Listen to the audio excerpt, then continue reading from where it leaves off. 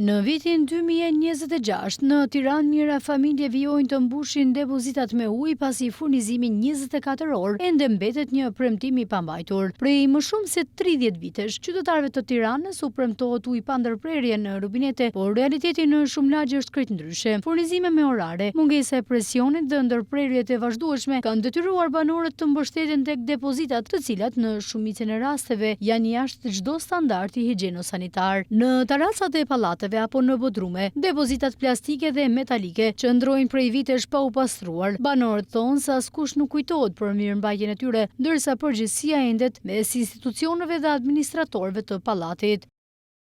Duhet hiqen, s'ka si vend depozitative, si shtet nuk ka depozitative.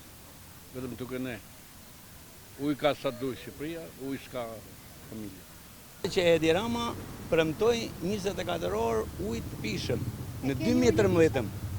Tani ka me hope, po ka ujë, domethënë po jo të rresë. Tu kemi 36 vjet që ujë s'ka.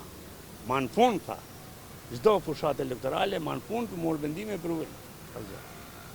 Pra ujë ka në mënyrë domethënë reduktive, nuk ka ujë të pishëm vazhdueshëm për shembull. Ai ujë domethënë në krahasim me Greqinë s'është as 10%.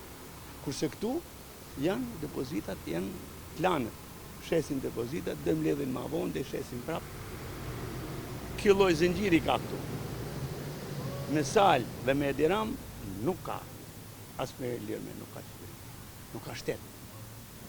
Sa higjienike ju duken këto depozitat që përdoren? Po vet fjala depozit nuk është higjienike, vet fjala depozit. Domethënë grumullimi ujit degradon ujti. Ujti i rrjedhshëm është ndryshe me depozitën. Do të kuptohet kjo punë. Po kështu do shkojë Shqipëria. Vazhdimisht.